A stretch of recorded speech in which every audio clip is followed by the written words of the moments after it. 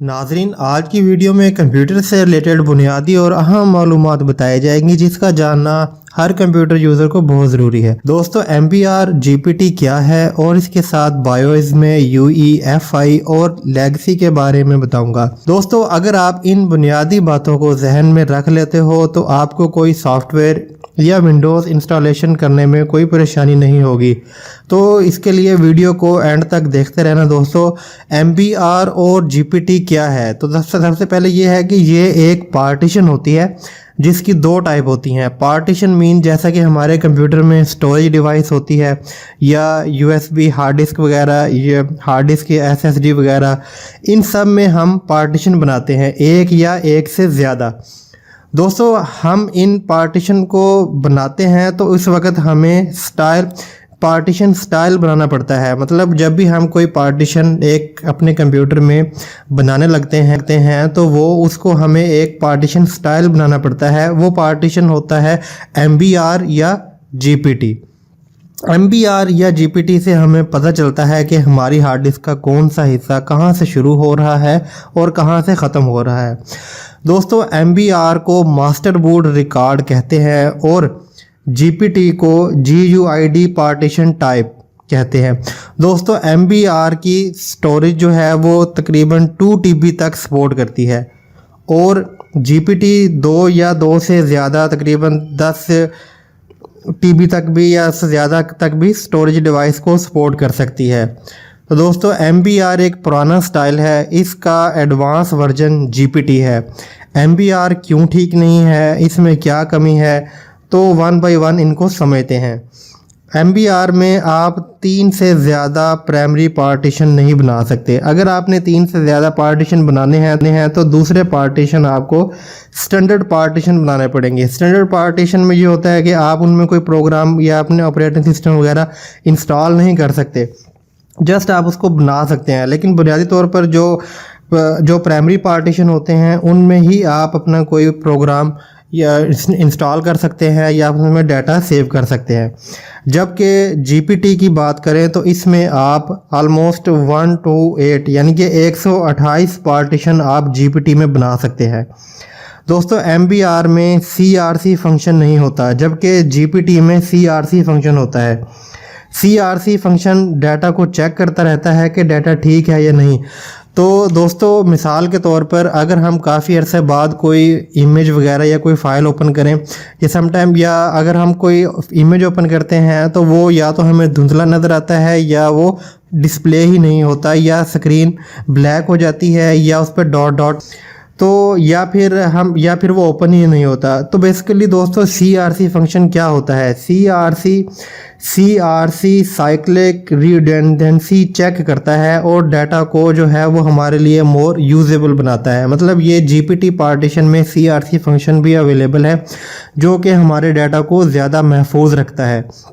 दोस्तों, अगर स्पीड की बात करें तो स्पीड में MBR या GPT में कौन सी बेस्ट है?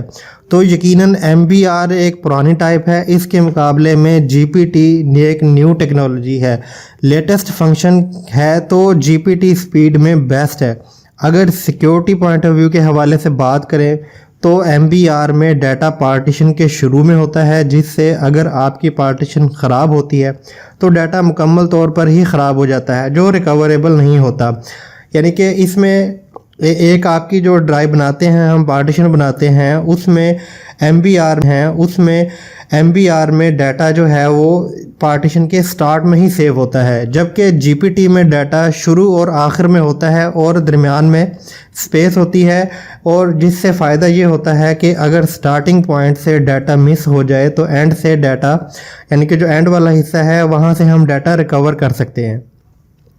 दोस्तों, विंडोज़ की इंस्टॉलेशन के लिए जब आप कोई USB वगैरह को बूटेबल बनाते हैं उस वक्त भी ध्यान रखना पड़ता है कि आप अपनी फ़्लैश को MBR या GPT फॉर्मेट के लिए बना रहे हो। आमतौर पर यह मिस्टेक हो जाती है कि MBR में हम GPT टाइप की फ़्लैश से विंडोज़ इंस्टॉल करने लगते हैं और उसके बाद हम जब इसको इंस्टॉल कर देते हैं और ये हमें पता उस वक्त चलता है जब हम ड्राइव को फॉर्मेट कर चुके होते हैं।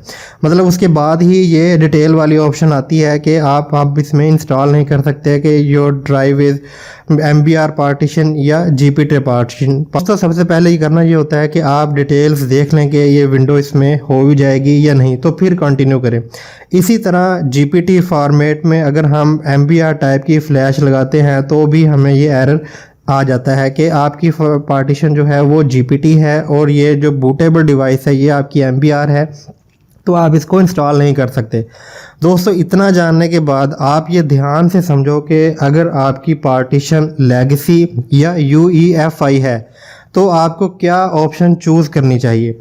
बायोस में से बूट मेन्यू में जाके ऑप्शन में से आपने लेगेसी या UEFI क्यों चूज़ करनी होती है, इसका क्या मतलब है, इसका क्या मकसद होता है। तो दोस्तों अगर आपकी पार्टीशन MBR है तो आपने लेगेसी को चूज़ करना है, अगर GPT है तो फिर आप UEFI को सिलेक्ट करना है आपने।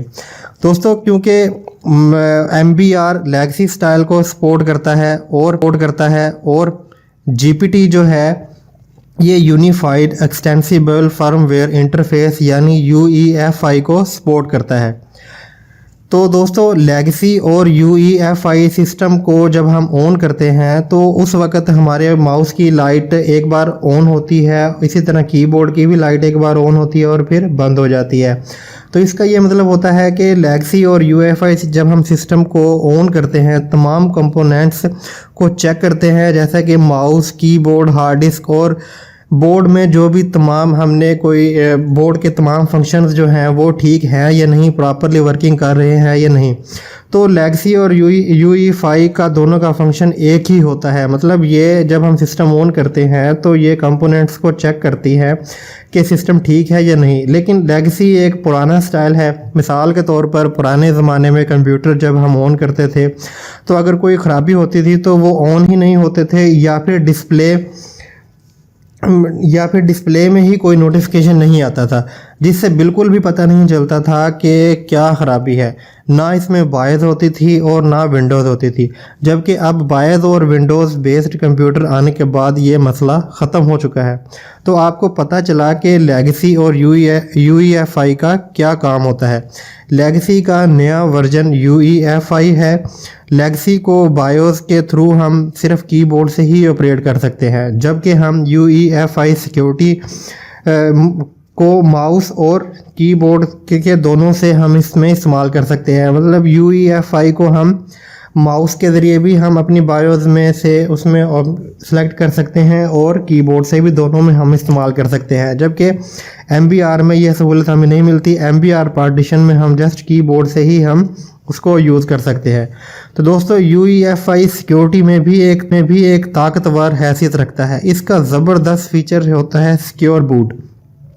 सिक्योर बूट का फंक्शन ये होता है कि ये आपको जब हम इसकी ऑप्शन को इनेबल कर देते हैं तो एक हम अपने कंप्यूटर को या बायोस को हम एक पासवर्ड लगा देते हैं। तो जब भी कोई आप इसमें कोई इंस्टॉलेशन वगैरह करना चाहेगा या हमारी परमिशन के बगैर, तो एक पासवर्ड जो है वो लगाना पड़ेगा।